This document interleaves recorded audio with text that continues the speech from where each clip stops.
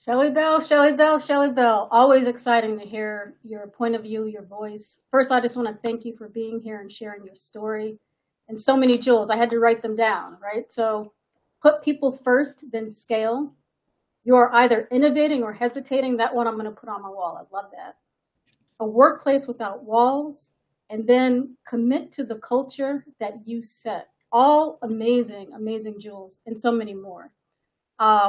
Let's talk about, you started this off by saying that you don't follow rules and you build in your blind spot, right? So as an entrepreneur, entrepreneurs are usually able to have the ability to create whatever they want. They don't really create within rules, they create what they want.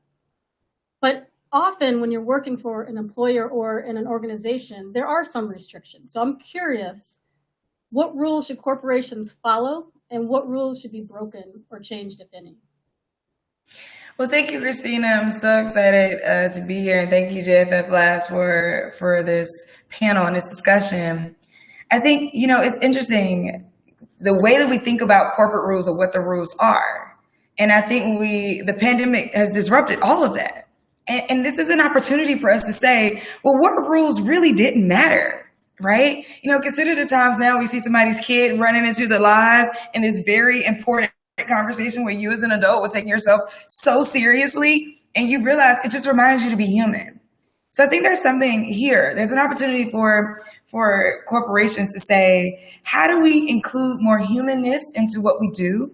We're a long way from having to wear black and blue to work every day, right? And so I think this is an opportunity for corporations to say, well, now that our employees have gotten used to what it means to have a workplace without walls, how do we continue certain levels of comfort and also manage the workplace in a way that creates productivity that makes sense for us? I think there's things like, considering different types of tools, like tech tools, time blocking, other ways of getting employees together to kind of bounce ideas off each other, creating different types of daily or weekly stand-ups that are dedicated just to the brainstorming and the blind spots versus it all having to be the regular flow of work. I think are all going to be places for us to think moving forward.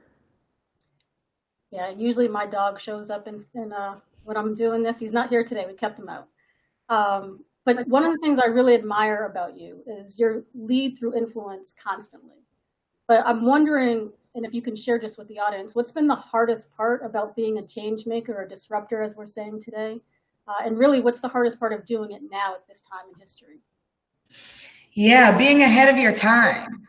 The hardest part about being a change maker is really being ahead of your time and being able to think into the future. And then you're like, oh, like that actually, interestingly enough, it sounds like I actually did not hear Adam Grant in his keynote yesterday, but it sounds like from the recap that he also talked about psychological safety, right? And so when you're a person that you're able to think into what feels like the future, people often think you must be crazy. I remember, part of my story at the beginning of this entrepreneurial journey, I built a teepee in my living room and I rented it out. And everybody thought I was crazy. They're like, nobody's going to sleep in your living room in a teepee. And lo and behold, Airbnb has a teepee option.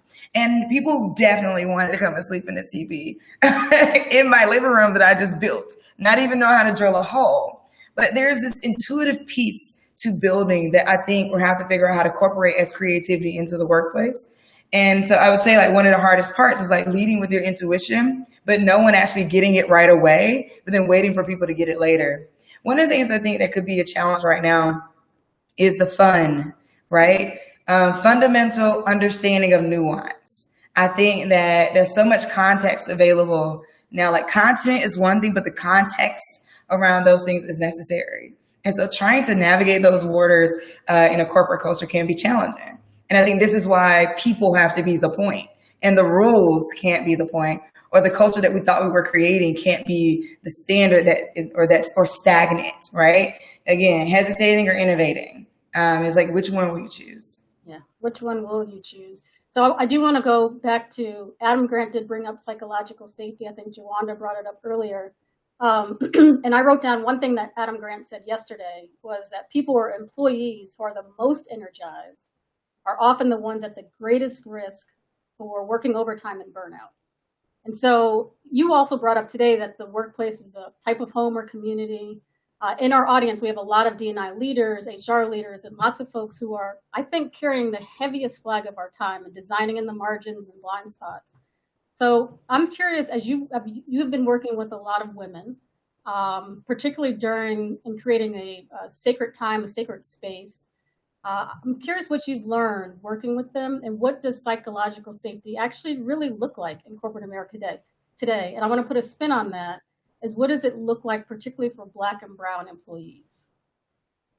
I think, one of the things that I mentioned in the story that I told about like my time at TC Williams High School is that when this Black teacher said to me, I'll engage in equity when it happens, I was shocked. Her thing was like, you're young, run on. I've been through several of these administrations and I don't see the change happening yet. And so when it does, that's when I'll be on board. And that goes to speak to what you mentioned about like, me being a young teacher at that time is like energized and I'm like ready to go. I think that there's this natural inclination in the workplace to like just let those people do it. I think that the challenge that I would place on leaders and leadership and middle managers is when you see that person to form a team around them. And so it's like, and again, having to be in the training, the DEI training, alongside the person who needs to change the behavior, when you're looking at this saying, to yourself, how tired do you think I am of these behaviors? I think we have to address the differences in those experiences and use breakout groups to our advantage, right? Like, we're going to have to kind of take this back to a science experiment of sorts to say, like, our hypothesis is that, this change needs to happen. But like, let's take a look and study ourselves. It's interesting how, as companies and corporations, we study ourselves when it comes to competing against another company, but we don't look at that when it comes to like, well, let's study what we've done right, what we've done wrong, like internally, and let's hear from our employees and feedback on that.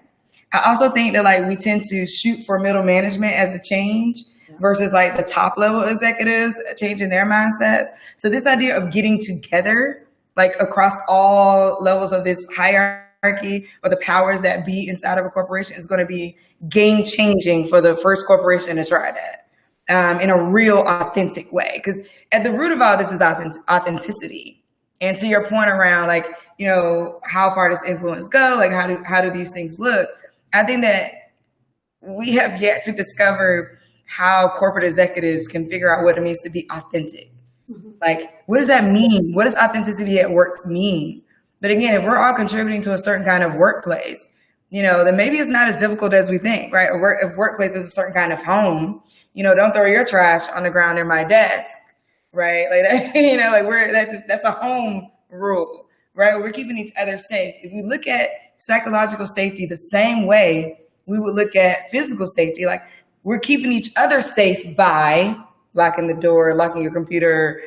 I think there's room for corporations to take the brightest minds that work with them on their technological safety and their physical safety of their buildings and say, okay, well, what would that look like in psychological safety? I love that. And I'm getting the 1 minute time. So I'm just going to ask just one sentence. If there's one last piece of advice that you want to leave with folks who want to move from status quo to true disruption, what would that be? You are either innovating or hesitating. And that innovating or hesitating. Smart is not an individual thing. It is about having a smarter workforce, which means diverse perspectives at the table.